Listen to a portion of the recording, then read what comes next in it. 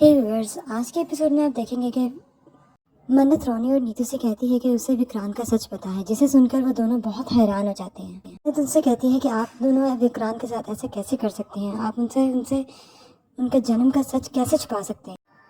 आपको उन्हें ये सच बताना पड़ेगा। अगर आप नहीं बताएंगे तो मुझे ये सच बताना पड़ेगा, क्योंकि मैं अपने रिश्ते की शुरुआत एक झूठ से नहीं कर सकती।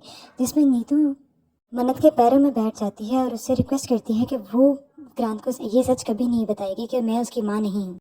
अभी ये हो ही रहा होता है कि विक्रांत रूम में आ जाता है और कहता है कि ऐसा कैसे कर सकती हैं आप माँ, जिसको देख के नीतू बहुत हैरान हो जाती है।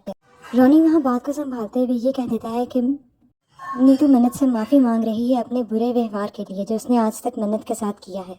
जिसे सुनकर विक्रांत बहुत खुश होता है और कहता है, माँ, आपको मन्नत से माफ़ी मांगने की ज़रूरत नहीं, बस आपने उसे अपना लिया, उसके लिए यही बहुत है।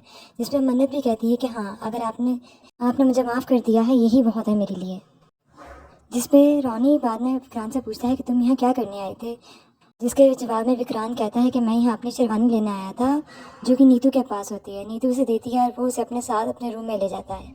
इनके जाने के बाद रोनी मन्नत से कहता है कि तुम मदद करोगी मेरी विशाखा से बात करने में, और मन्नत उस पर हाँ कह देती है। विशाखा नर्स को कॉल करती है और उसे धमकी देती है कि तुमने अगर मेरा काम नहीं किया तो बहुत बुरा होगा, मैं तुम्हें पैसे भेजती रहूँगी। नर्स विशाखा से पैसे लेती है और दादी को गलत दवाइयाँ देती रहती है। जिस पर दादी सोचती है कि मैं धैर्य को अपना सच बता के रहूँगी, मैं धैर्य को विशाखा का सच हर हाल में बता के रहूँगी। दूसरी तरफ मल्ला हॉस्पिटल जाती है ऐश्वर्या से मिलने, उसका फेवरेट बर्गर लेकर, और उसे घर के हर हाल के बारे में बताती है और बताती है कि किसी ने वीडियो डिलीट कर दिया और उसे धैर्य पर शक है। लेकिन ऐश्वर्या कहती है कि वीडियो धैर्य ने नहीं, मन्नत ने डिलीट किया होगा, क्योंकि वो विक्रांत से बहुत प्यार करती है और उसे किसी भी तरह की तकलीफ में नहीं देख सकती। वो उसे मन्नत पर नज़र रखने के लिए कहती है। ये कहकर मल्ला वहाँ से आ जाती है कि मैं मन्नत पर पूरी नज़र रखूँगी। नीतू और श्रुति घर में फंक्शन की तैयारियां कर रही होती हैं और वो मन्नत से कहती हैं कि तुम के पूजा की थाली ले आओ, जिसे मन्नत कहती है कि मैं लेके आती हूँ। जब मन्नत पूजा की थाली लेके जा रही होती है तो वहाँ विशाखा आती है और उससे बात करती है और उससे कहती है कि मैंने तुमसे बहुत बुरा व्यवहार किया, जिसके लिए मैं तुमसे माफ़ी मांगती हूँ। तुम मुझे गलत मत समझना, बस मैं एक माँ हूँ और अपने बेटे की चाह रखती हूँ, इसलिए मैंने तुम्हारे साथ ऐसा बर्ताव किया। तुम प्लीज़ मुझे माफ़ कर दो। उसे हाथ जोड़ती है और माफ़ी मांगती है। वो उससे कहती है कि मैं जानती हूँ तुम्हें ये पता है कि मैं अमन की माँ हूँ और धैर्य विक्रांत का बड़ा भाई। इसके जवाब में मन्नत कहती है कि आप सब ठीक कह रही हैं, लेकिन मैं बस आपसे थोड़ी मोहलत मांग रही हूँ। मैं चाहती हूँ कि हम ये सच अपने तरीके से विक्रांत को बताएं। ये कहकर मन्नत चली जाती है और विशाखा को अपने प्लान में एक और स्टेप आगे बढ़ जाती है। सोचती है कि अब मैं आसानी से रोनी से उसकी सारी जायदाद हथिया सकती हूँ विक्रांत के नाम पे। रोनी मन्नत के साथ विशाखा के पास जाता है और उसे कहता है कि तुम हमें माफ़ कर दो और हमें थोड़ा सा टाइम दे दो, क्योंकि हम चाहते हैं कि हम विक्रांत को ये सच खुद बताएं। मैं और नीतू चाहते हैं कि हम लोग खुद ये सच विक्रांत के सामने लेकर आएँ, उसके जन्म से जुड़ी हर बात हम खुद विक्रांत को बताएं। मुझे ये बात अच्छी तरह पता है कि आज ही नहीं तो कल उसे ये बात पता लग ही जाएगी और हमें उसे ये बात बतानी है, उसे जन्म से जुड़ी।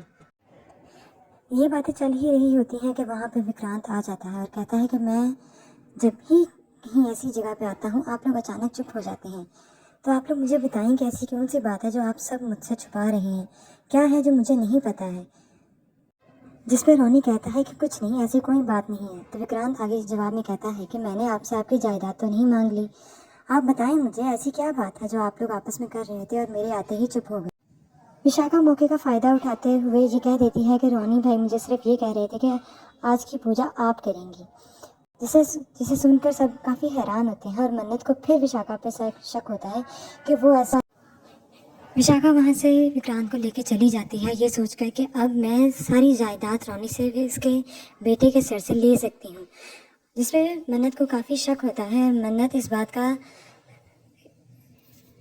अब इस बात की तह तक जाना चाहती है कि विशाखा का असली मकसद क्या है इस घर में आने के लिए।